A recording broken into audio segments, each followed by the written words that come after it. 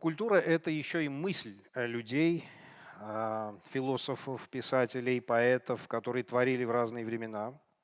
И их в истории Армении было очень много.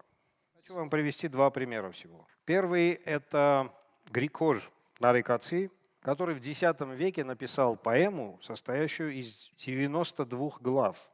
Называлась она «Книга скорбных песнопений» или «Книга скорби». Что это за книга? 92 главы душа человека разговаривает с Богом. Непрерывно. 92 главы. И все это время душа человека ищет очищения и прощения. Это настолько искренняя и пронзительная вещь, что эта книга переведена абсолютно на все языки мира, многократно. И она имеет такое влияние, что впоследствии этой книгой стали лечить детей заболевших.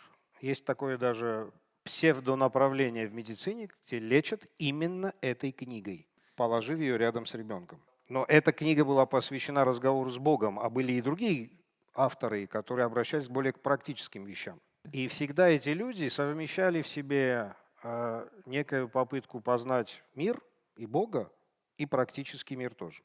Например, такой автор, которого звали Махитар Гош, он создал первый, в средние века создал кодекс, сборник законов. Это XII век. Кроме этого, он написал много басен, и все это очень удивительным образом сочеталось. И законы, и басни. Благодаря написанным им законам мы сегодня знаем, что в средние века в Армении очень интересно была организована, например, жизнь женщин. Например, они имели право в XII веке разводиться. Суд обязательно должен был выяснить, кто виноват в разводе. И если был виноват мужчина, то ему детей не отдавали при разводе, а второй раз он мог жениться только с разрешения бывшей жены. Все это делалось для того, чтобы семьи были крепкими. Такие законы создавались именно для этого. Потому что с женщиной надо договариваться.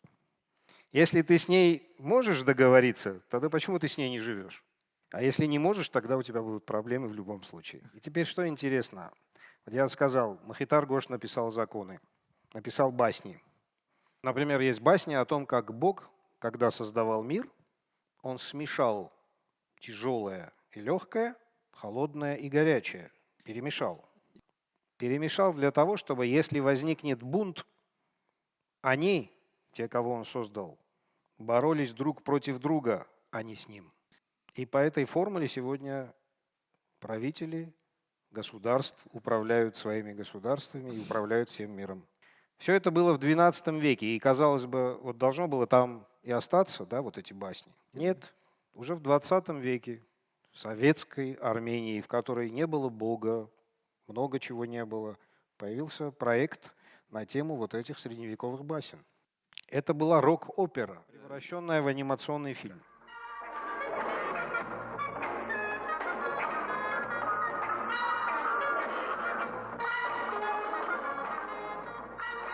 Про волка и козла, про льва, осла и пса. Их козни и интриги поведает лиса из лисьей книги.